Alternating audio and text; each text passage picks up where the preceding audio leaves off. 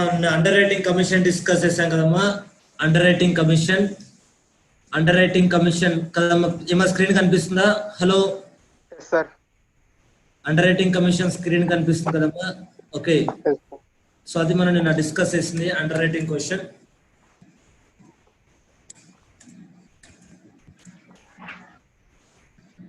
Provisions relating to payment of underwriting commission.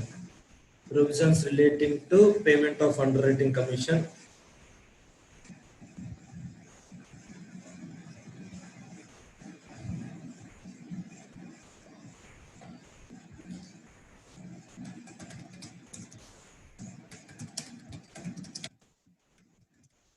Payment of underwriting commission.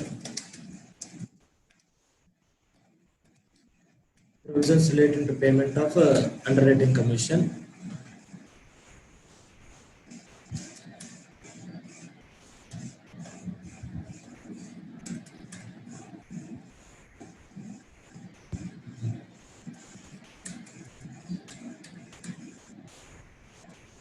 So first point ఏమో underwriting commission అంటే there must be an authorization in articles of association. Authorization in articles of association.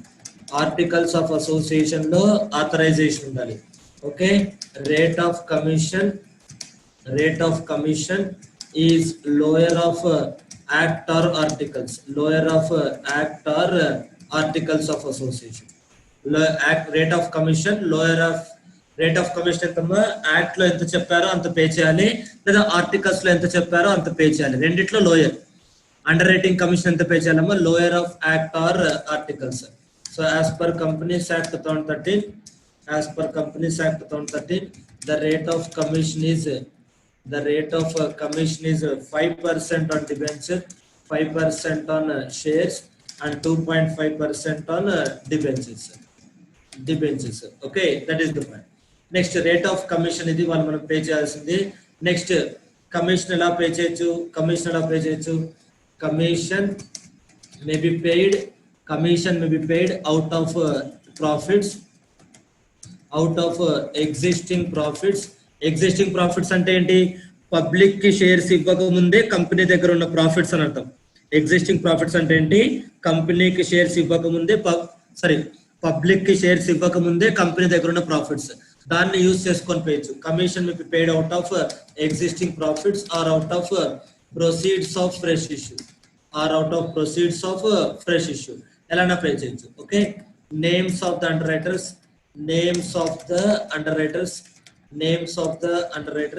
number of shares underwritten, rate of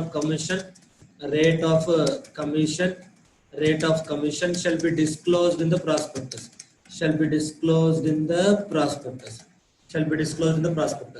ఇక్కడ ఇంకో point ఉంటుందమ్మా. ఏంటా point?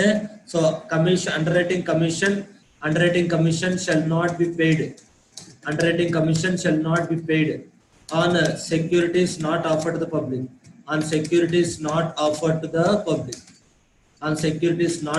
to the public. అర్థమైందమ్మా? Public offer చేయని shares మీద under writing commission ఇవ్వకూడదు. అంటే ఏంటి? ప్రమోటర్స్, ఎంప్లాయీస్ వీళ్ళందరికీ ఉంటారు. అంటే కంపెనీ స్టార్ట్ చేసిన ప్రమోటర్స్ వాళ్ళకే షేర్స్ ఇస్తాం, అప్పుడు అండర్ రైటింగ్ కమిషన్ అవసరం లేదు. అలాగే ఎంప్లాయీస్ కి ఒక 5% ఇస్తాం. పబ్లిక్ ఇష్యూకి వచ్చినప్పుడు ఎంప్లాయీస్ కి ఒక 5% షేర్స్ ఇస్తాం, దానికి కూడా అండర్ రైటింగ్ కమిషన్ ఉండదు. పబ్లిక్ కి ఆఫర్ చేసిన షేర్స్ మీద మాత్రమే కమిషన్ పే చేయాలి. అది అర్థమైందా?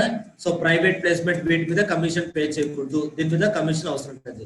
మరి అర్థమైందా? Do understand this point? Hello, so that is so ఇది బేసికల్ గా ఈ పాయింట్స్ అమ్మ అండర్ రైటింగ్ కమిషన్ కి. థియరీ క్వశ్చన్ వచ్చినా ప్రాక్టికల్ క్వశ్చన్ వచ్చినా చూసుకోండి. నెక్స్ట్ ఇక్కడ ఇంకొక పాయింట్ ఉంది. Commission may be paid in kind also. ఇది ఒక కేసు లా ఉంటుంది చూడండి. ఇక్కడ ఒక కేసు లా ఉంచండి. ఏంటంటే కమిషన్ వాళ్ళు ఫ్లాట్స్ లో పే చేశారు. అంటే ఒక రియల్ ఎస్టేట్ కంపెనీ పబ్లిక్ ఇష్యూకి వచ్చారనుకోండి. రియల్ ఎస్టేట్ కంపెనీ ఏం చేస్తారు? ల్యాండ్ తీసుకొని బిల్డింగ్ కన్స్ట్రక్ట్ చేసి ఫ్లాట్ సేల్ చేస్తారు. ఇప్పుడు అండర్ రైటింగ్ కమిషన్ క్యాష్ లో ఇవ్వకుండా వాళ్ళు ఫ్లాట్స్ లో ఇచ్చారు. అలా ఇవ్వచ్చా అంటే answer is yes. Under writing commission flats లో కూడా ఇవ్వచ్చు, అబ్జెక్షన్ ఏం లేదు. అండర్ రైటింగ్ కమిషన్ ఫ్లాట్స్ లో కూడా ఇవ్వచ్చు, అబ్జెక్షన్ ఏం లేదు. underwriting commission can be paid in the form of flats also. There is no objection. ఇక్కడ చూడండి అమ్మా, ఇక్కడ ఈ పాయింట్ చూడండి.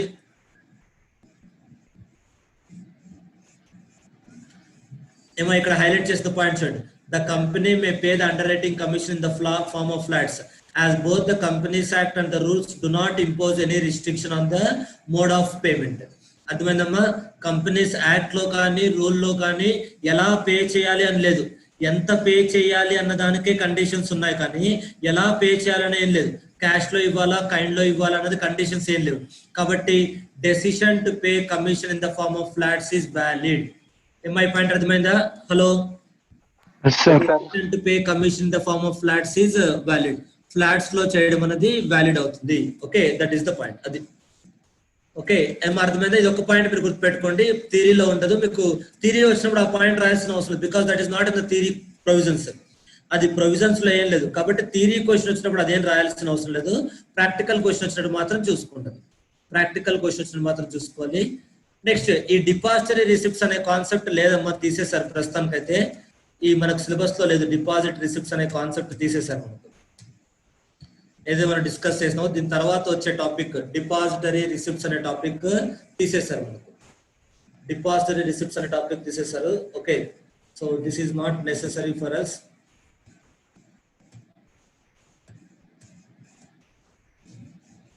మీరు ఒకసారి చెక్ చేసుకోండి అమ్మా, నాకున్నంత వరకు అయితే తీసేశారు అది. ఒకవేళ ఉంది అనుకుంటే కనుక నెక్స్ట్ క్లాస్ లో డిస్కస్ చేద్దాం. ఒకసారి విజయ్ చెక్ చేసుకో. విజయ్, నాకు తెలిసినంత వరకు అయితే తీసేశారు అది. Hello, okay sir. Depository receipts అనేది సెక్షన్ 41 ఉంటదమ్మా. సెక్షన్ 41 ఉంటుంది. అక్కడ డిపాజిటరీ రిసిప్ట్స్ అని ఉండకపోవచ్చు, సెక్షన్ 41 అని ఉండొచ్చు. ఒకసారి చెక్ చేసుకున్నది సెక్షన్ 41 అని ఉండొచ్చు, అది తీసేశారు. ఓకే, డిపాజిటరీ రిసిప్ట్స్ అనేది తీసేశారు, సెక్షన్ 41 అనేది. ఇది చూడండి అమ్మా, ఇది ఇంపార్టెంట్ క్వశ్చన్. మీకు 4 or 5 మార్క్స్ క్వశ్చన్ కష్టం అవుతుంది, ఎందుకంటే ఆన్సర్ చాలా లెందీగా ఉంది. దీనికి ఒక్కొక్కసారి 4 మార్క్స్ కే ఇస్తారు క్వశ్చన్, అప్పుడే కొంచెం ఇబ్బంది పడాల్సి వస్తుంది. ఈ క్వశ్చన్ 4 మార్క్స్ కి ఇచ్చినప్పుడు కొంచెం ఇబ్బంది పడాల్సి వస్తుంది. ప్రైవేట్ ప్లేస్మెంట్ క్వశ్చన్ చాలా ఇబ్బంది పడాల్సి వస్తుంది 4 మార్క్స్ కి ఇచ్చినప్పుడు. చూడండి, రైట్.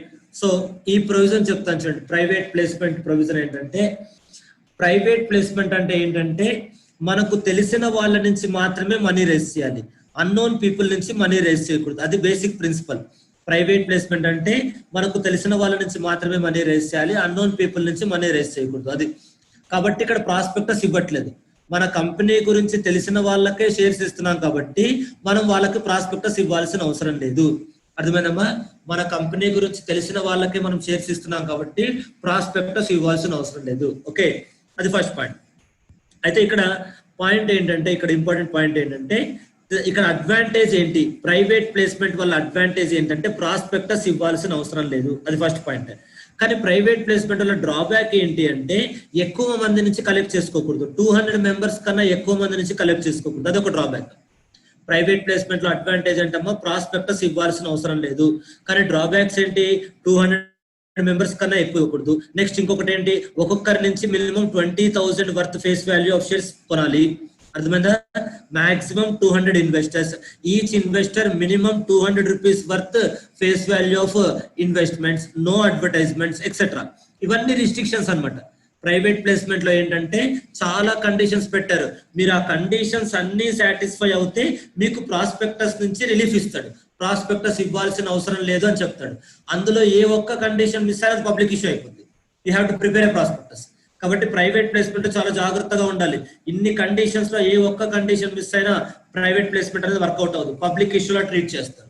ఇక్కడ మెన్షన్ చేసిన కండిషన్స్ లో ఏ ఒక్క కండిషన్ మిస్ అయినా అది పబ్లిక్ ఇష్యూలోనే ట్రీట్ చేస్తారు, ప్రైవేట్ ప్లేస్మెంట్ లో ట్రీట్ చేయరు. Okay, that is the point. So కాబట్టి చూడండి, ప్రైవేట్ ప్లేస్మెంట్ అంటే ఏంటి? Private placement means any offer or invitation to select group of persons. Select group of persons అంటే ఎవరికి ఇస్తున్నాం అనేది ముందే సెలెక్ట్ చేసుకోవాలి. ఎవరికి ఇస్తున్నాం అనేది ముందే సెలెక్ట్ చేసుకోవాలి. బయట రోడ్డు మీదకి వెళ్ళి షేర్స్ షేర్స్ షేర్స్ అని అరవకూడదు. ఎవరు వస్తే వాళ్ళకి అమ్మకూడదు. పబ్లిక్ ఇష్యూ అంటే అలాగే ఉంటుంది. పబ్లిక్ ఇష్యూ అంటే మార్కెట్ లో పెడతారు, ఎవరికి నచ్చితే వాడు కొనొచ్చు అనమాట. ఎవరికి అమ్మాలి అని డిసైడ్ ఏముండదు. పబ్లిక్ ఇష్యూ అంటే ఎవరికి అమ్మాలి అని డిసైడ్ ఏముండదు, ఎవరు వస్తే వాళ్ళకి అమ్మేస్తారు అనమాట. అది కానీ ప్రైవేట్ ప్లేస్మెంట్ అలా కాదు, ముందే మనం డిసైడ్ చేసుకోవాలి. చెప్పాను కదమ్మా, మనకు తెలిసిన వాళ్ళకి మాత్రమే ఇవ్వాలన్నది. Yes or no? So step 1 ఏంటంటే ఇక్కడ selection of persons. To whom the company wants to offer the securities. ఎవరికైతే మనం షేర్స్ ఆఫర్ చేయాలనుకున్నామో ఫస్ట్ వాళ్ళని సెలెక్ట్ చేయాలి. మనకు తెలిసిన వాళ్ళని మాత్రమే మనం షేర్స్ ఆఫర్ చేయాలి, అన్నోన్ పీపుల్ కి ఆఫర్ చేయకూడదు. అది కాబట్టి ప్రైవేట్ ప్లేస్మెంట్ ఏంటి, సెలెక్ట్ పర్సన్స్, ముందే సెలెక్ట్ పర్సన్స్ కి చెప్పాలి. అండ్ ఇక్కడ మనం డిస్కస్ చేసిన కండిషన్స్ అన్ని సెక్షన్ 42 అనమాట. ఓకే, అది నెక్స్ట్. సో ఇది తర్వాత చూద్దాం అమ్మ, బి పాయింట్ తర్వాత చూద్దాం, మీకు బి పాయింట్ తర్వాత చూద్దాం. నెక్స్ట్ select, ఈ పాయింట్ చూడండి, select group of persons to whom private placement is propose to be made shall be identified by the board of directors. Such group shall not exceed 200 in a financial year. ఎంతమంది ఉండాలి, maximum 200. చెప్పాను కదా, అంటే ఒకసారి కాదు, year మొత్తానికి కలిపి 500 exceed అవ్వకూడదు. ఒక్కొక్కసారి కాదు, ఇయర్ మొత్తానికి. అంటే జనవరిలో ఒక 200 ఇష్యూ చేశారనుకోండి, మళ్ళీ నెక్స్ట్ జనవరి దాకా మీరు ఇవ్వడానికి ఉండదు. That is the concept. So కాబట్టి 200% అన్నది ఫైనాన్షియల్ ఇయర్, ఒక్కొక్కసారి కాదు. అంటే ఏప్రిల్లో ఒక 50 మందికి ఇచ్చారు, ఓకే బానే ఉంది. ఆగస్ట్ లో ఒక 80 మెంబర్స్ కి ఇచ్చారు, మొత్తం ఎంత అయింది, 50 + 80 130 అయింది. తర్వాత డిసెంబర్ లో ఇంకొక 50 మెంబర్స్ కి ఇచ్చారు, ఓకే 180 అయింది. ఇంకా మార్చ్ లో ఎంత మందికి ఇవ్వాలంటే 20 మందికి ఇవ్వాలి. ఏమో అర్థమైందా, 200 in a financial year, 200 in a financial year, maximum 200 in a financial year. ఈ 200 ని క్యాలిక్యులేట్ చేస్తున్నప్పుడు వీళ్ళని ఎక్స్క్లూడ్ చేస్తాం. ఎవరిని, క్వాలిఫైడ్ ఇన్స్టిట్యూషనల్ బయర్స్ ని అండ్ ఎంప్లాయీస్ ని ఎక్స్క్లూడ్ చేస్తాం. Okay, that is the point. Next, so ఈ పాయింట్ ఏంటంటే ఇది కూడా తర్వాత డిస్కస్ చేద్దాం. ఇది జనరల్ పాయింట్ అమ్మా. ఏంటంటే ఇప్పుడు మనం ఈ క్వశ్చన్ లో డిస్కస్ చేసిన పాయింట్స్ ఏది కంప్లై అవ్వకపోయినా అది పబ్లిక్ ఆఫర్ అవుతుంది. ఇప్పుడు మనం డిస్కస్ చేసిన పాయింట్స్ లో ఏ ఒక్కటి కంప్లై అవ్వకపోయినా పబ్లిక్ ఆఫర్ అవుతుంది. కాబట్టి జాగ్రత్తగా ఉండాలి. ఓకే, అది నెక్స్ట్. అప్లికేషన్ ఫామ్ ఇలా ఉండాలి. నేను మీకు తర్వాత స్టెప్ బై స్టెప్ చెప్తాను. ఫస్ట్ ఒకసారి ఓవర్ వ్యూ చూడండి. ఏమో ఫస్ట్ సైడ్ హెడ్డింగ్ అర్థమైందమ్మా. ప్రైవేట్ ప్లేస్మెంట్ అంటే ఏంటి, సెలెక్ట్ గ్రూప్ ఆఫ్ పర్సన్స్ మాత్రమే ఇవ్వాలి. సెలెక్ట్ గ్రూప్ ఆఫ్ పర్సన్స్ మాత్రమే ఇవ్వాలి. ఎలా ఇవ్వాలి, ఒక ఆఫర్ లెటర్ ఇవ్వాలి. Private placement offer cum application letter, offer cum application form.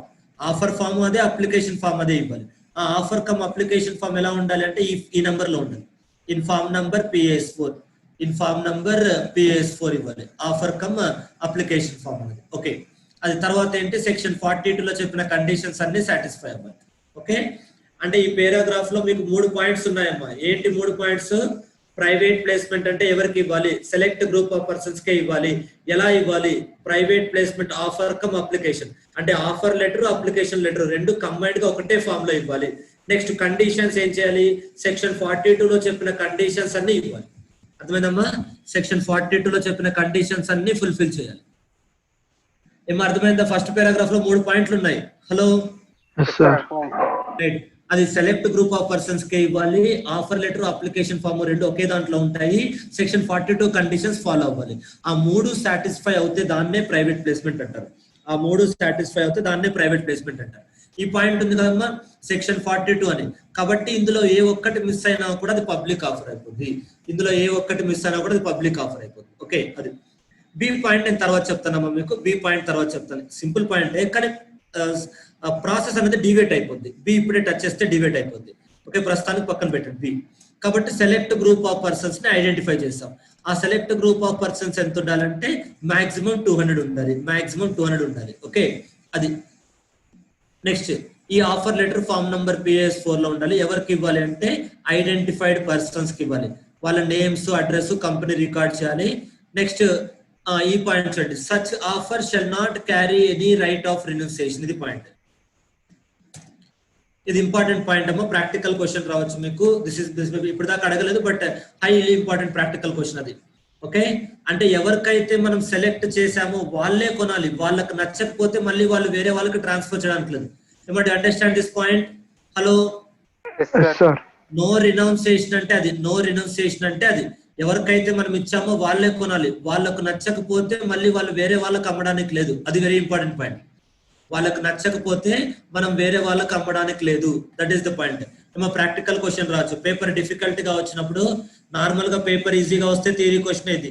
ఇందులో అడ్వాంటేజ్ ఉంది మీకు ఏంటంటే నంబర్ ఆఫ్ పాయింట్స్ ఎక్కువ ఉన్నాయి. కాబట్టి ఒకవేళ ఎగ్జామ్ లో 4 మార్క్స్ క్వశ్చన్ వచ్చింది అనుకోండి, అన్ని పాయింట్స్ రాయకుండా మీకు ఏది గుర్తుంటే అది రాసినా సరిపోతుంది.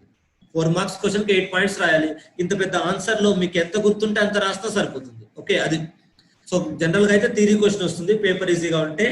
బట్ డిఫికల్ట్ గా వచ్చినప్పుడు నేను అండర్లైన్ చేసిన వర్డ్ గుర్తుపెట్టుకోండి, ప్రాక్టికల్ క్వశ్చన్ లో రావచ్చు ఆ point. Okay, that is the point. Next, company ఎవరికి అడ్వర్టైజ్మెంట్ ఇవ్వకూడదు, ఎలాంటి అడ్వర్టైజ్మెంట్ ఇవ్వకూడదు. A company making private placement issue shall not issue any public advertisement. ఎందుకంటే నేనేం చెప్తున్నానమ్మా, మనకు తెలియని వాళ్ళకి అమ్మాలనుకుంటేనే కదా అడ్వర్టైజ్మెంట్ ఇవ్వాలి, అవునా? అవును సార్. మనకు తెలిసిన వాళ్ళకి అమ్ముతుంటే అడ్వర్టైజ్మెంట్ అవసరం లేదు అది. సో కాబట్టి మీరు అడ్వర్టైజ్మెంట్ ఇస్తున్నారు అంటే దాని అర్థం ఏంటంటే మీరు తెలియని వాళ్ళకి ఇస్తున్నారు అనేది. అప్పుడు అది ప్రైవేట్ ప్లేస్మెంట్ అవ్వదు, పబ్లిక్ ఆఫర్ అవుతుంది. That is the point. అంటే ఇక్కడ పాయింట్ ఏంటి, అడ్వర్టైజ్మెంట్స్ ఇవ్వకూడదు, ఎలాంటి అడ్వర్టైజ్మెంట్స్ వాడకూడదు అది. Next, subscription.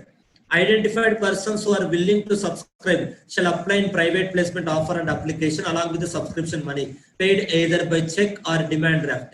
అది అంటే ఎవరైతే ఇంట్రెస్ట్ ఉన్నారో, విల్లింగ్, హూ ఆర్ విల్లింగ్.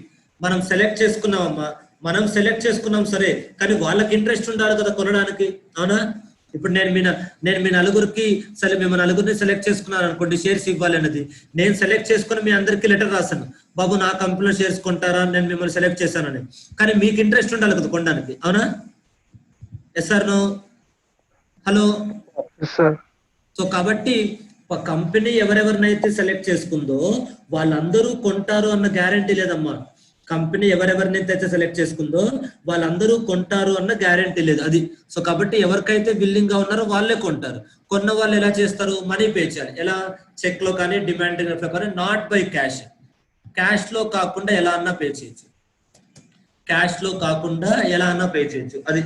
ఎవరికైతే బిల్లింగ్ ఉందో వాళ్ళు కొంటారు. ఎలా కొంటారు అంటే అప్లికేషన్ ఎలా మనీ పే చేస్తారంటే ఎలా అన్నా పే చేయొచ్చు. చెక్, ఇంటర్నెట్ బ్యాంకింగ్, డీడీ ఎలా అన్నా ఇవ్వచ్చు, క్యాష్ లో మాత్రం ఇవ్వకూడదు అది. వాళ్ళ నుంచి రిసీవ్ చేసుకున్న మనీ ఏం చేయాలి, కంపెనీ సపరేట్ బ్యాంక్ అకౌంట్ లో డిపాజిట్ చేయాలి. వాళ్ళ నుంచి రిసీవ్ చేసుకున్న మనీని కంపెనీ సపరేట్ బ్యాంక్ అకౌంట్ లో డిపాజిట్ చేయాలి అది. Monies received on application shall be kept in separate bank account in a scheduled bank అది. ఏమో ఈ రెండు పాయింట్లు మనం ఆల్రెడీ ఇంతకుముందు చూసామమ్మా, పైన క్వశ్చన్ లో గుర్తొస్తుందా? హలో. అప్లికేషన్ మనీని కంపెనీ వాడుకోకూడదు, సపరేట్ బ్యాంక్ అకౌంట్ లో డిపాజిట్ చేయాలి. షేర్స్ అడ్జస్ట్ చేస్తే దానికి అడ్జస్ట్మెంట్ ఎగనెస్ట్ గా అలాట్ చేయాలి, అడ్జస్ట్ చేయకపోతే రీఫండ్ ఇవ్వాలి అని చదివాం, అవునా? హలో. ప్రాక్టికల్ క్వశ్చన్ కూడా చూసాం కదా దీని మీద. అవునవును సార్. నామినల్ అలాట్ చేయకుండా ముందే అమౌంట్ విత్డ్రా చేస్తే ఇన్వాలిడ్.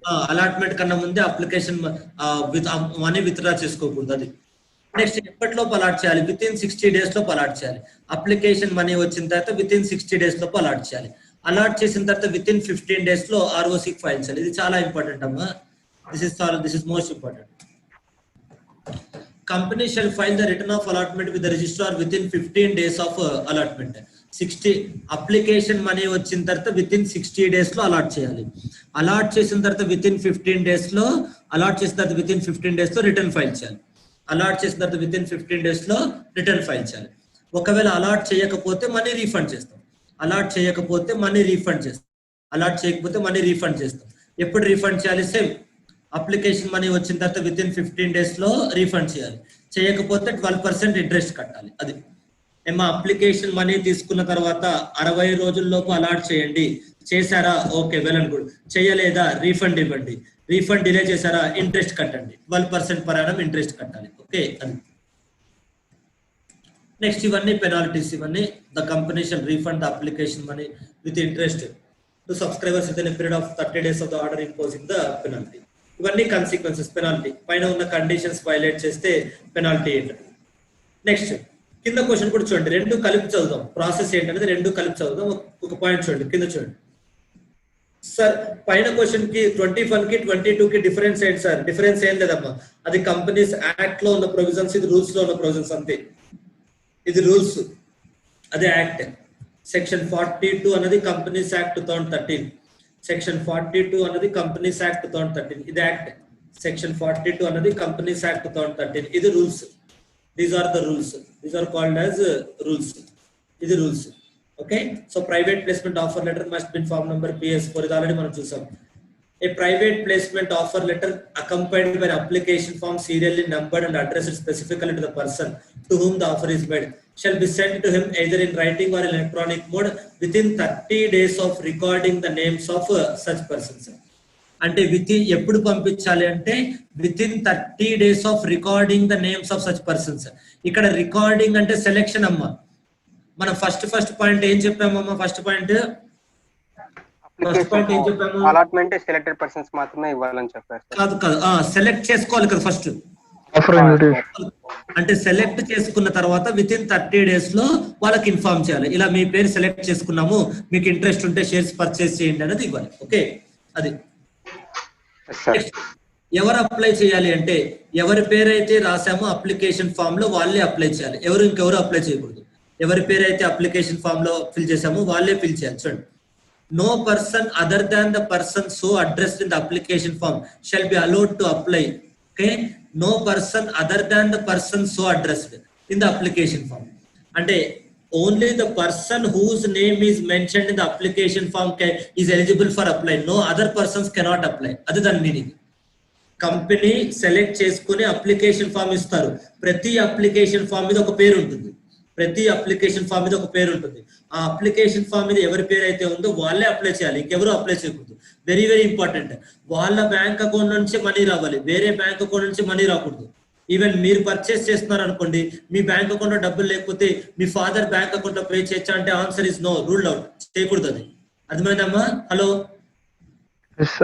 అప్లికేషన్ ఫామ్ మీద మీ పేరు ఉంటే మీరే అప్లై చేయాలి. అమౌంట్ కూడా మీ బ్యాంక్ అకౌంట్ నుంచే రావాలి, మీకు తెలిసిన వాళ్ళ బ్యాంక్ అకౌంట్ నుంచి రాకూడదు. అది మీరే అప్లై చేయాలి. షేర్స్ కూడా మీ పేరు మీద అలాట్ చేస్తారు, మనీ కూడా మీ బ్యాంక్ అకౌంట్ నుంచే రావాలి. ఓకే, అది నెక్స్ట్. ఇది ఇలా అప్లికేషన్ ఫామ్ మీద ఎవరైతే పేరున్నారో వాళ్ళు కాకుండా ఇంకెవరైనా అప్లై చేస్తే అది ఇన్వాలిడ్ అయిపోతుంది. అప్లికేషన్ ఫామ్ మీద ఎవరైతే పేరు రాశారో వాళ్ళు కాకుండా ఇంకెవరు అప్లై చేసినా అది ఇన్వాలిడ్ అయిపోతుంది అమ్మా. అది అప్లికేషన్ ఫామ్ మీద ఎవరినైనా ఏమైతే ఉందో వాళ్ళు కాకుండా ఇంకెవరు అప్లై చేసినా అది ఇన్వాలిడ్ అయిపోతుంది. That is the point. Next అండి, సో షేర్ హోల్డర్స్ అప్రూవల్ తీసుకోవాలి, స్పెషల్ రిజల్యూషన్ పాస్ చేయాలి prior to each offer or invitation. So ఒకవేళ షేర్స్ ఇష్యూ చేస్తే ఇయర్ లో 4 times షేర్స్ ఇష్యూ చేశారనుకోండి, 4 times స్పెషల్ రిజల్యూషన్ పాస్ చేయాలి. ఇయర్ లో 4 times షేర్స్ ఇష్యూ చేస్తే 4 times స్పెషల్ రిజల్యూషన్ పాస్ చేయాలి. అదే నాన్ కన్వర్టబుల్ డిబెంచర్స్ అనుకోండి, ఇయర్ లో మీరు ఎన్నిసార్లు నాన్ కన్వర్టబుల్ డిబెంచర్స్ ఇష్యూ చేసినా ఒకసారి స్పెషల్ రిజల్యూషన్ పాస్ చేస్తే సరిపోతుంది. ఇయర్ లో మీరు ఎన్నిసార్లు నాన్ కన్వర్టబుల్ డిబెంచర్స్ ఇష్యూ చేసినా ఒకసారి స్పెషల్ రిజల్యూషన్ పాస్ చేస్తే సరిపోతుంది. ఓకే, అది పాయింట్ అమ్మా, ఇంపార్టెంట్ పాయింట్ అది. ఓకే, నెక్స్ట్, ఇది ఆల్రెడీ చూసాం. 200 persons కన్నా ఎక్కువ ఇవ్వకూడదు. Qualified institutional buyers. చూడండి, ఎంతమంది పర్చేస్ చేయాలి అంటే మాక్సిమం 200 persons పర్చేస్ చేయాలి. ఒక్కొక్కరు ఎంత కొనాలి అంటే 20,000 ఫేస్ వాల్యూ కన్నా ఎక్కువ కొనకూడదు, అంతకన్నా తక్కువ కొనకూడదు. అర్థమైందమ్మా? సో తక్కువ మంది ఇన్వెస్ట్ చేస్తున్నారు కాబట్టి ఒక్కొక్కరు మినిమం 20,000 వర్త్ ఫేస్ వాల్యూ కొనాలి. 20,000 కన్నా తక్కువ ఎవరు కొనకూడదు. అంటే అది మినిమం అప్లికేషన్ సైజ్. ఏమో అర్థమైంది? అదేంటది? Minimum application size. That is the minimum application size. అంతకన్నా తక్కువ కొనకూడదు. Okay, that is the minimum application size. అంతకన్నా తక్కువ కొనకూడదు. That is the minimum application size.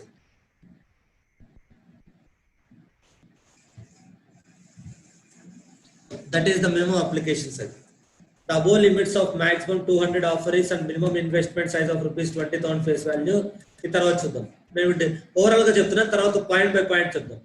ఈ పాయింట్ చెప్పాను కదమ్మా, ఎవరి పేరైతే అప్లికేషన్ ఫామ్ మీద ఉందో వాళ్ళే అప్లై చేయాలి, వాళ్ళ బ్యాంక్ అకౌంట్ నుంచే డబ్బులు రావాలి. Subscription money shall be paid from the bank account of the person subscribing the securities. అది ఎవరైతే అప్లై చేస్తున్నారో వాళ్ళ బ్యాంక్ అకౌంట్ నుంచే మనీ రావాలి. ఓకే, అది నెక్స్ట్. ఏ బ్యాంక్ అకౌంట్ నుంచి అయితే మనీ వచ్చిందో అవన్నీ కంపెనీ రికార్డ్ చేసుకోవాలి. ఎవరు ఏ బ్యాంక్ అకౌంట్ నుంచి అయితే మనీ వచ్చిందో అవన్నీ కంపెనీ రికార్డ్ చేసుకోవాలి. అది the company shall keep the record of the bank account from where such payments for subscriptions have been received. Next, ఎందుకు రికార్డ్ చేయాలి సార్? మనకు డబ్బులు వచ్చాయి, ఏ బ్యాంక్ అకౌంట్ నుంచి అయితే వచ్చిందో, ఇప్పుడు విజయ్ బ్యాంక్ అకౌంట్ నుంచి మనకు డబ్బులు వచ్చాయి అనుకోండి. ఓకే, అప్లికేషన్ ఫామ్ పేరు మీద విజయ్ ఉంది, విజయ్ బ్యాంక్ అకౌంట్ నుంచి డబ్బులు వచ్చింది, సరిపోయింది. ఇంకెందుకు మళ్ళీ విజయ్ బ్యాంక్ అకౌంట్ నెంబర్ మనం నోట్ చేసుకోవాలి అంటే, ఒకవేళ 60 days లో అలాట్ చేయకపోతే రీఫండ్ చేయాలి కదమ్మా. Yes or no? హలో, కాబట్టి విజయ్ బ్యాంక్ అకౌంట్ నుంచి డబ్బులు వచ్చాయి కాదనట్లేదు, కానీ విజయ్ బ్యాంక్ అకౌంట్ నంబర్ ఏంటంటే మనం రికార్డ్ చేసుకోవాలి. ఎందుకంటే ఒకవేళ 60 days లో అలాట్ చేయకపోతే రీఫండ్ చేయాల్సి వస్తుంది. అది సో కాబట్టి ఆ బ్యాంక్ అకౌంట్ అనేది కంపెనీ దగ్గర ఉండాలి.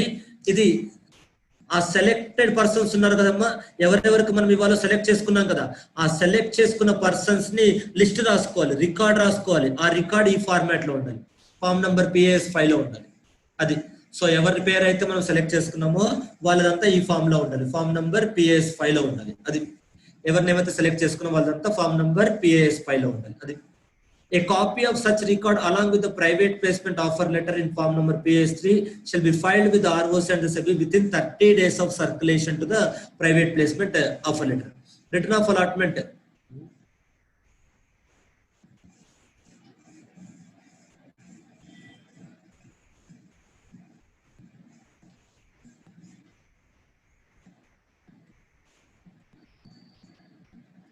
ఒక్క నిమిషం అమ్మా, ఇక్కడ ఒకటి 15 అంటున్నాడు, ఒకటి 30 అంటున్నాడు. దెర్ ఇస్ సమ్ అమెండ్మెంట్ ఏమైనా వచ్చిందా, నేను ఎందుకు మార్చాను 30 days 15 days? Let me check the point.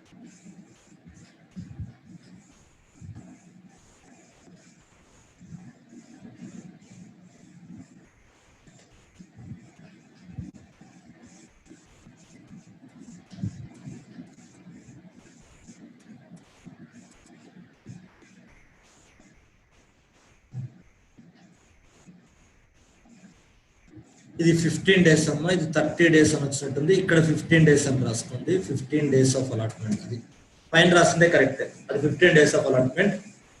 Okay, return of allotment ఎప్పటిలోకి ఫైల్ చేయాలంటే within 15 days of allotment return of allotment file చేయాలి. Okay, that is the point. shall be filed with the ROC in form number PS3 within 15 days of allotment. షేర్స్ అలాట్ చేసిన తర్వాత within 15 days లో return of allotment file చేయాలి. Okay, ఇది process. Right, so ఇప్పుడు చూడండి, మనం ఒక్కొక్క స్టెప్ డిస్కస్ చేస్తే ఏం జరిగింది. చాలా పెద్ద క్వశ్చన్ ఇది, ఓవరాల్ గా డిస్కస్ చేసాం. ఇప్పుడు ఒక్కొక్క స్టెప్ డిస్కస్ చేద్దాం. చూడండి, సో ఒక్కొక్క స్టెప్ ఇప్పుడు డిస్కస్ చేస్తాను.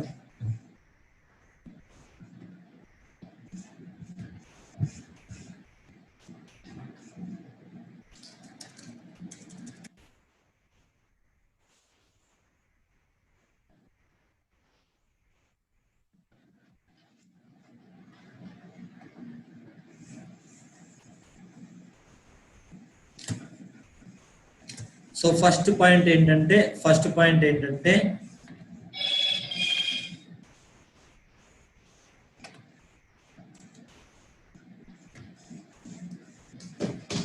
రైట్, సో ఫస్ట్ పాయింట్ ఏంటంటే సెలెక్షన్ ఆఫ్ పర్సన్స్. సో ఎవరికైతే మనం అలాట్ చేయాలనుకున్నామో వాళ్ళని సెలెక్ట్ చేసుకోవాలి. స్టెప్ 2 ఏంటి అంటే special resolution to be passed.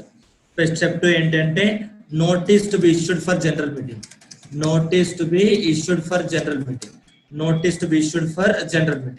Step 2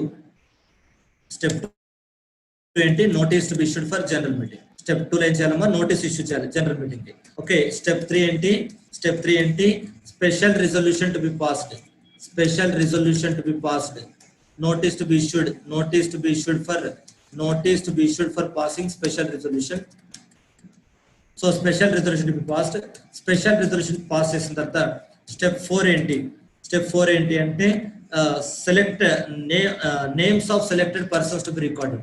Details of names of selected persons. Details of selected persons to be recorded. Details of selected persons to be recorded. Recording the details of selected persons. Recording the details of selected persons. Recording the details of selected persons. ఎవరినైతే మనం select చేసుకున్నామో వాళ్ళని record చేయాలి. Recording the details of selected persons. Next, issue of application form. Offer cum application form. Issue of offer cum application form. Offer cum application form. So offer cum application form. So offer cum application form issue చేయాలి. Next, step 6. Step 6 ఏంటి అంటే filing the record of selected persons. Filing the record of selected persons. Filing the record of selected persons. Selected persons record file చేయాలి. Next, step 6 ఏంటి? Step 7 ఏంటి? Receipt of subscription money. Receipt of subscription money. Receipt of subscription money. Step 8 ఏంటి? Receipt of subscription money. Deposit of subscription money. Deposit of subscription money in a separate bank account. In a separate bank account. Deposit of subscription in a separate bank account. Next, step 9 ఏంటమ్మా? What is the step 9? So what is step 9? Subscription తర్వాత allotment of securities. So తర్వాత recording of deposit of subscription తర్వాత so deposit receipt of subscription money తర్వాత ఇక్కడ ఏం చేయాలంటే step 4 in a separate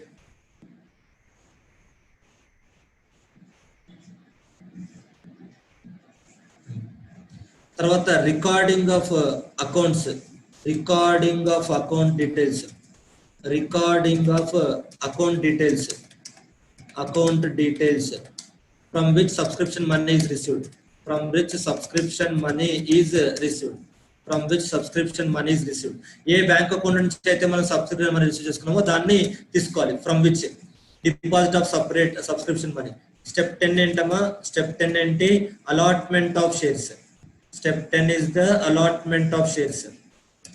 Step 10 allotment of securities. Step 10 allotment of securities. So step 11 ఏంటి? Filing of written of allotment. Filing written of allotment. Filing written of allotment. Okay, అది filing return of allotment. ఇదమ్మా, ఇది actual గా process. Steps అంతా ఇది process. Okay, this is the process. ఇవన్నీ process. Next ఇది process. So ఇప్పుడు ఇక్కడ చూడండి, సెలెక్షన్ ఆఫ్ పర్సన్స్. ఎంత మందిని సెలెక్ట్ చేసుకోవాలి? Maximum 200 in a financial year. ఎంత మంది సెలెక్ట్ చేసుకోవాలమ్మా? Maximum 200 in a financial year.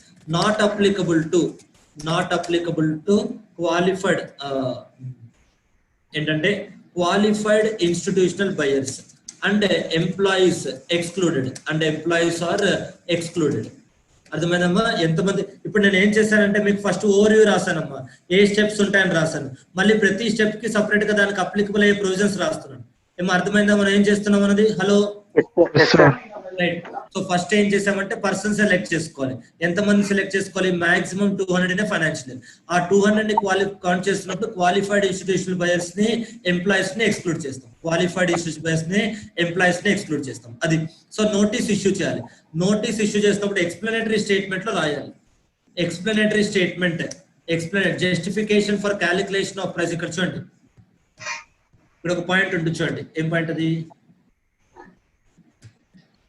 ఈ point. In the explanatory statement annexed to the notice for the general meeting, the basis or justification for the price at which the offer or invitation is being made shall be disclosed. అంటే మనం ఎంత price కి అయితే shares offer చేస్తున్నామో దాని justification ఇవ్వాలన్నమాట. అంటే ఏంటి ఇక్కడ? Explanatory statement shall specify the justification. Shall specify the justification for issue price. Shall specify the justification for issue price. అర్థమైందమ్మా? నోటీస్ కి ఎక్స్ప్లెనేటరీ స్టేట్మెంట్ అటాచ్ చేయాలి. ఆ ఎక్స్ప్లెనేటరీ స్టేట్మెంట్ జస్టిఫికేషన్ ఇవ్వాలి. ఇష్యూ ప్రైస్ ఎంతైతే మనం ఫిక్స్ చేసామో ఆ ఇష్యూ ప్రైస్ ఎలా ఫిక్స్ చేసామన్నది జస్టిఫికేషన్ ఇవ్వాలి. ఓకే, నెక్స్ట్ స్పెషల్ రిజల్యూషన్ ఏంటి? షేర్స్ కి అయితే for shares separate resolution, separate special resolution for every offer. అలాగే but for non convertible debentures ఏంటంటే non convertible debentures only one special resolution for all the offers in year financial year. అర్థమైందమ్మా? ఇది shares కి అయితే ప్రతి offer కి ఒక special resolution pass చేయాలి. అదే నాన్ కన్వర్టబుల్ డిబెంచర్స్ కి అయితే ఏంటి, అన్ని ఆఫర్స్ కి కలిపి ఒకటే స్పెషల్ రిజల్యూషన్ పాస్ చేస్తే సరిపోతుంది. మా do you understand this point? Hello, yes sir, that is the point. So shares కి అయితే for shares separate special resolution for every offer. For non convertible debentures only one special resolution for all the offers in a financial year. Okay, అది. Next, recording the details of selected persons. So ఎవరెవరైతే మనం name select చేసుకోమో వాళ్ళ name, వాళ్ళ details అన్ని record చేయాలి. ఎలా record చేయాలి? Form number PS5 లో the company shall maintain a complete record of private placement offer in form number PS5. అంటే అది ఒక ఫార్మాట్ లో ఉండాలి. ఎవరెవరినైతే మనం సెలెక్ట్ చేసుకున్నామో వాళ్ళ నేమ్స్ అన్ని ఒక ఫార్మాట్ లో ఉండాలి. ఆ ఫార్మాట్ ఏంటి అంటే PS5. అర్థమైందమ్మా? So such record shall be in form number. Such record containing the details of selected persons shall be in form PS5. అర్థమైందమ్మా? మనం ఎవరి నేమ్స్ అయితే సెలెక్ట్ చేసుకున్నామో వాళ్ళ నేమ్స్ అని ఒక రికార్డ్ లో రాసుకోవాలి. ఆ రికార్డ్ ఏ ఫార్మాట్ లో ఉండాలి? ఫామ్ నంబర్ PS5 లో ఉండాలి. ఆ రికార్డ్ ఏ ఫామ్ లో ఉండాలి? ఫామ్ నంబర్ PS5 లో ఉండాలి. That is the point. ఆ రికార్డు ఫామ్ నంబర్ PS5 లో ఉండాలి. ఓకే, ఆ రికార్డ్ ఫామ్ నంబర్ PS5 లో ఉండాలి.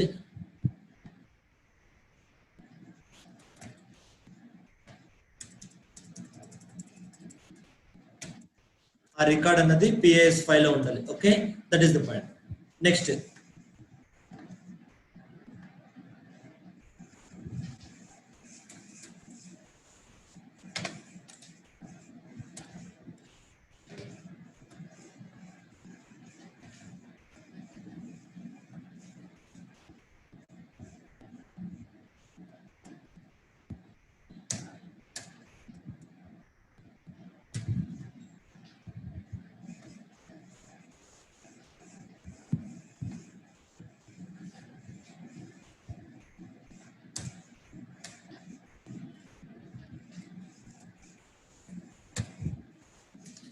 ఓకే, అది. సో ఆ రికార్డ్ అనేది ఫామ్ నంబర్ PS5 లో ఉండాలి. Issue of offer cum application form. ఈ అప్లికేషన్ ఫామ్ ఎలా ఉండాలి? Form number PS4. Such application form shall be in form number PS4. Okay, such offer cum application form shall be in form number in PS4. Issue of offer cum application form. అయితే ఇక్కడ point ఏంటంటే అది ఎలా issue చేయాలని points ఉన్నాయి మనకు. ఆ application form ఎలా ఇవ్వాలి, అందరికి ఎలా ఇవ్వాలని ఒక పాయింట్స్ ఉన్నాయి చూడండి.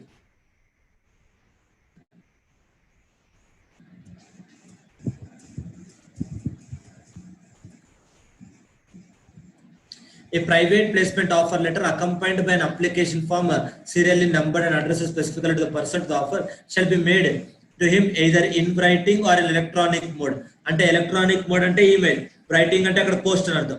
పోస్ట్ లో అయినా పంపించవచ్చు, ఈమెయిల్ అయినా పంపించవచ్చు. ఎప్పటిలో ఎలా పంపించాలి? విత్ ఇన్ 30 days లోపు పంపించాలి. ఎలా పంపించాలి? విత్ ఇన్ 30 days లోపు పంపించాలి. Within 30 days we have to send. So కాబట్టి సచ్ అప్లికేషన్ ఫామ్ ఏ ఫార్మాట్ లో ఉండాలమ్మా? ఫామ్ నంబర్ PS4 లో ఉండాలి. అది ఎలా ఇవ్వాలి? So it shall be sent by post are email. So post అయినా ఇవ్వచ్చు, ఈమెయిల్ అని ఇవ్వచ్చు. It shall be sent with in 30 days of recording. ఏమో అర్థమైందా? స్టెప్ 4 కి స్టెప్ 5 కి ఉన్న టైం గ్యాప్ మాక్సిమం 30 days. ఏమో అర్థమైందా? స్టెప్ 4 కి స్టెప్ 5 కి ఫస్ట్ వాళ్ళ పేర్లన్నీ రాసుకోవాలి మన బుక్ లో. రాసుకున్న తర్వాత విత్ ఇన్ 30 days లో వాళ్ళకి మెయిల్ చేయాలి. But you got the point that time gap between step 4 and step 5 is 30 days. Yes or no? ఈ క్వశ్చన్ లో చాలా టైం లిమిట్స్ వస్తాయేమో, మీరు కన్ఫ్యూజ్ అవ్వకుండా గుర్తుపెట్టుకోవాలి. ఏమో అర్థమైందా ఇప్పుడు? Hello, right. సో ఎప్పటిలో పంపించాలంటే with in 30 days of recording. ఎవరినైతే నేమ్స్ సెలెక్టెడ్ పర్సన్స్ నేమ్స్ చేసుకున్నామో దాని నుంచి within 30 days of recording మనం పంపించాలి. నెక్స్ట్, ఈ రికార్డ్ ని ROC కి ఫైల్ చేయాలి. Filing the record. ఎవరికి ఫైల్ చేయాలి? ఫైలింగ్ ద రికార్డ్ ఎవరికి ఫైల్ చేయాలి? With ROC and SEBI. ఆర్ఓసికి సెబీకి ఇద్దరికి ఫైల్ చేయాలి. ఎప్పట్లో ఫైల్ చేయాలి? విత్ ఇన్ 30 days లో ఫైల్ చేయాలి. ఇక్కడ చూడండి.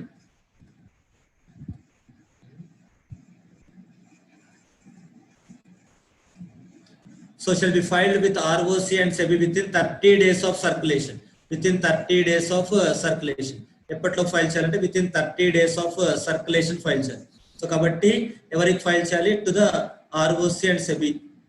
To SEBI and ROC. Okay, SEBI mandatory కాదు, లిస్టెడ్ కంపెనీ అయితే సెబీకి ఇస్తారు, లేకపోతే లేదు. To SEBI and ROC. To SEBI and ROC.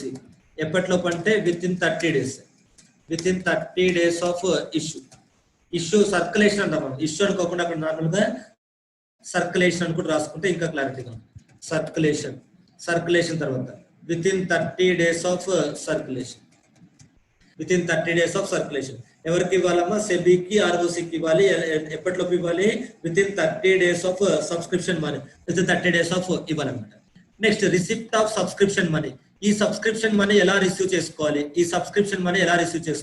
మనకి ఇక్కడ చాలా పాయింట్స్ ఉన్నాయి కదమ్మా. సబ్స్క్రిప్షన్ మనీ ఎలా రిసీవ్ చేసుకోవడానికి మనకు చాలా పాయింట్స్ ఉన్నాయి. ఏంటా points?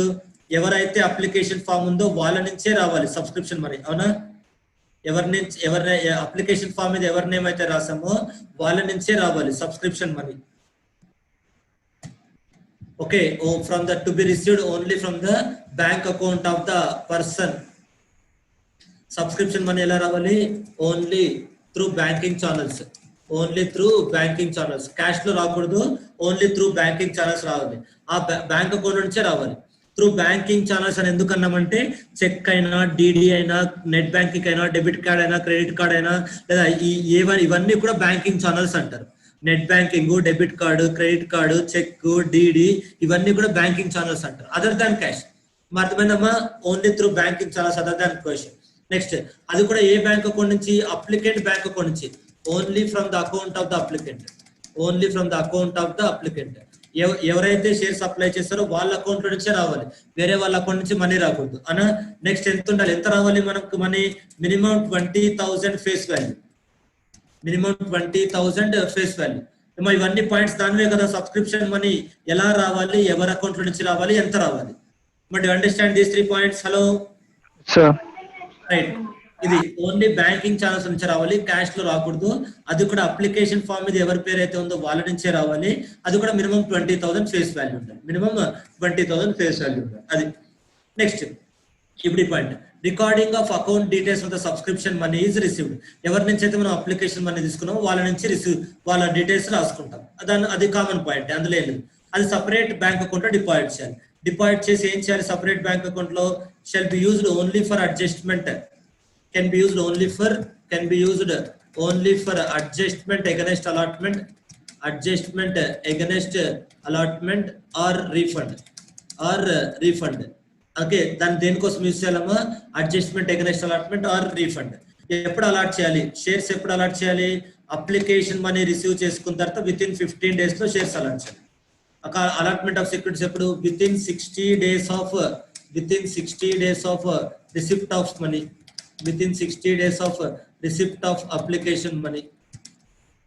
Within 60 days of receipt of application money. అంటే ఆ 60 days ఎక్కడి నుంచి దేనికి గ్యాప్ అమ్మా? That 60 days is the time gap between step 7 and step 10. ఏం అర్థమవుతుందా? Hello. yes sir. That 60 days is the time gap between step 7 and step 10. అన్నిటికీ time gap కాదు, ఓన్లీ ఆ 60 days అన్నది స్టెప్ 7 కి స్టెప్ 10 కి ఉన్న టైం గ్యాప్. స్టెప్ 7 కి స్టెప్ 10 కి ఉన్న టైం గ్యాప్. 7 లో రిసీవ్ చేసుకున్నాం అప్లికేషన్ మనీ, అక్కడి నుంచి విత్ ఇన్ 60 days లో అప్లై చేయాలి. Okay, that is the point. Next, filing of return of allotment. ఎప్పట్లో రిటర్న్ ఆఫ్ అలాట్మెంట్ ఫైల్ చేయాలి? Within 15 days of allotment. ఎప్పట్లో రిటర్న్ ఆఫ్ అలాట్మెంట్ ఫైల్ చేయాలంటే within 15 days of allotment.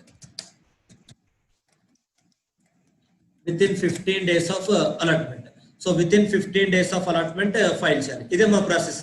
ఇందులో చాలా points cover అయిపోయింటాయి. ఇప్పుడు మళ్ళీ మనం ఒకసారి బ్యాక్ నుంచి క్వశ్చన్ అంతా చదివి ఏదైనా పాయింట్స్ మిస్ అవుతే మళ్ళీ రాసుకుందాం. నాకు గుర్తున్నంత వరకు రాశాను నేను, మనం డిస్కస్ చేసినట్టు నాకు గుర్తున్నంత వరకు రాశాను. ఒకవేళ మిస్ అవుతే will go back and right those points. ఇది ప్రాసెస్. జస్ట్ మళ్ళీ ఒక్కసారి స్టార్టింగ్ నుంచి చూద్దాం ఈ పాయింట్స్ రాసామా లేదా అన్నది. ఓకే, ఏం చేస్తానంటే what I will do, I will take it as a separate question so that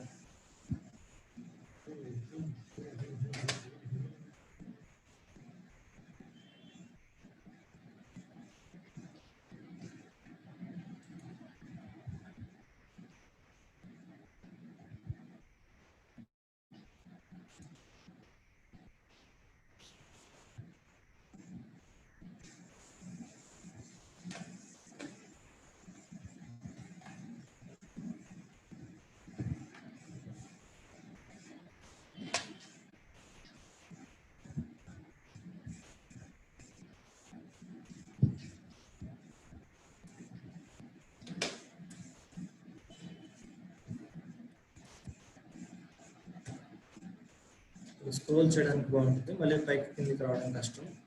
okay,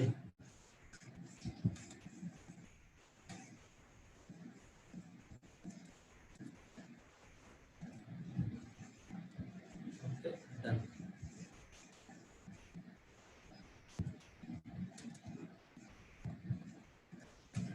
next so ఇప్పుడు చూడండి, ఒక్కొక్క పాయింట్ మనం చదువుకుంటూ వెళ్తాము. అందులో ఏదైనా మనం రాసిన దాంట్లో ఏదైనా మిస్ అయితే మళ్ళీ నోట్ చేసుకుంటే సరిపోతుంది. Okay, next select group of persons అన్నారు. ఆఫర్ లెటర్ కమ్ అప్లికేషన్, ఇది తర్వాత చెప్తాను. ఎర్లియర్ ఆఫర్ తర్వాత చెప్తాను.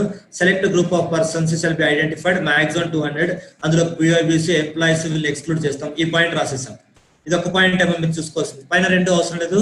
ఈ రెండు పాయింట్స్ మన టేబుల్లో ఉన్నాయా, సెలెక్ట్ చేసుకోవాలి. ఎంతమంది సెలెక్ట్ చేసుకోవాలి? Maximum 200 financial year.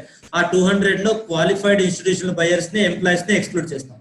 ఏమో ఈ రెండు పాయింట్స్ మన టేబుల్లో ఉన్నాయా? హలో, రైట్, అది అయిపోయింది. సో నెక్స్ట్ ఇవన్నీ తర్వాత డిస్కస్ చేద్దాం ఈ పాయింట్స్ అన్ని. Next such offer shall not carry any right of రెన్యూన్సియేషన్.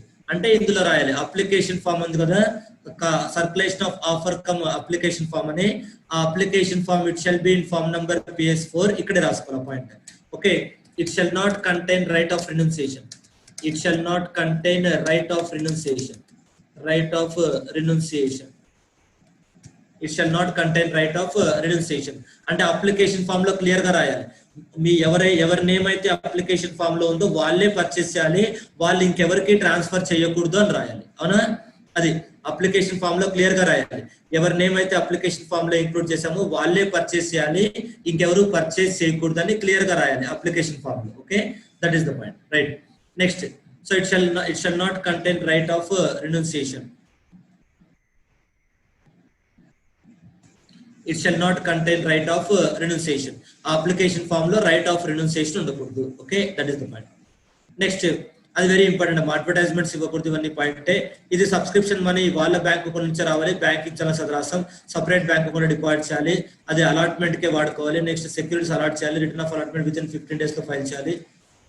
Application money file చేయకపోతే, సో కాబట్టి if not allotted with in 50 days, ఒకవేళ అలాట్ చేయకపోతే allotment of securities with in 60 days. So ఇప్పుడు మనం రాసుకోవచ్చు. ఇంతకుముందు రాసుకున్నాం కదా ప్రొసీజర్, అలాగే రాసుకుంటాం. ఏంటి?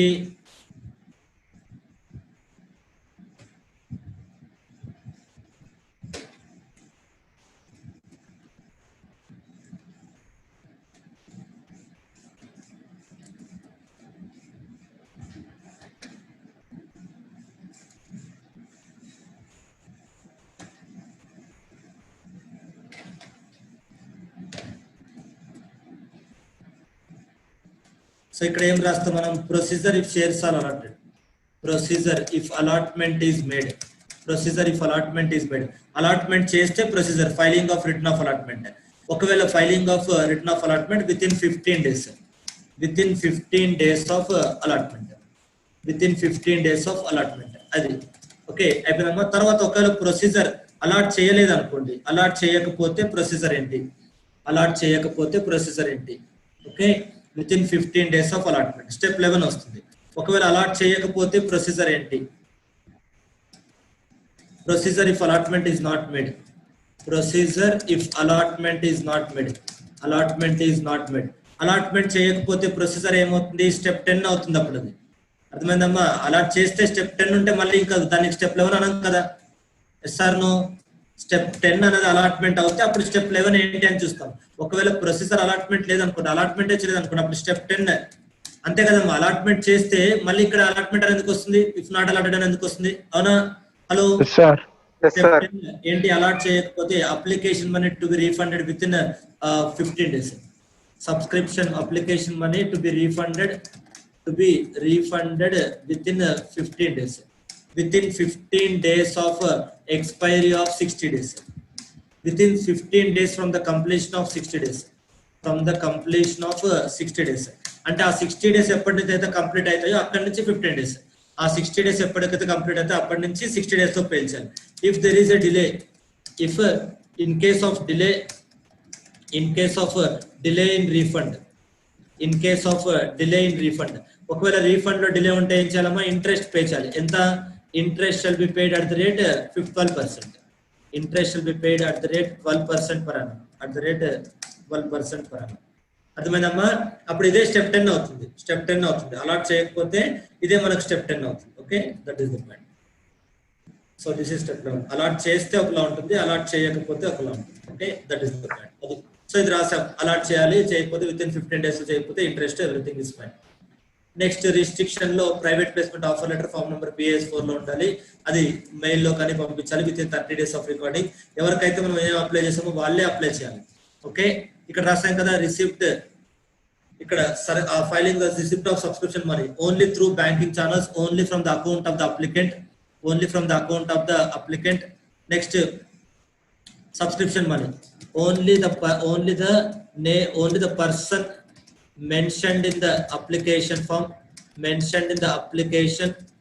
can subscribe. Application can subscribe. Only the person mentioned in the application can subscribe. Okay, only through banking channels, only from the account of the applicant, minimum 20,000 face value.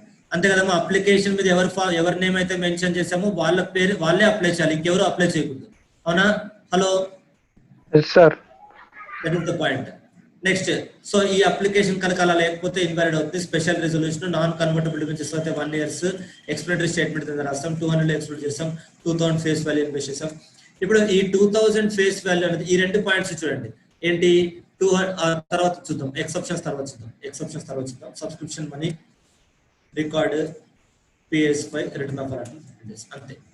ఇదే ನಮ್ಮ points. Okay, so these are the points. So private placement కి ఈ points ఉన్నాయి. ఇంకా కొన్ని additional points ఉన్నాయి, మన మధ్యలో స్కిప్ చేసిన పాయింట్స్, అడిషనల్ పాయింట్స్ ఉన్నాయి. అవి నెక్స్ట్ క్లాస్ లో డిస్కస్ చేద్దాం. ఓకే, ఇంకా కొన్ని అడిషనల్ పాయింట్స్ మనం స్కిప్ చేసినవి. అడ్వర్టైజ్మెంట్స్ ఇవ్వకూడదు, నెక్స్ట్ ఒక ఆఫర్ కంప్లీట్ అయ్యేంత వరకు ఇంకొక ఆఫర్ ఇవ్వకూడదు, అవన్నీ అడిషనల్ పాయింట్స్ ఉన్నాయి. That will discuss in the next class. Okay, bye, see you. Hi sir, thank you sir.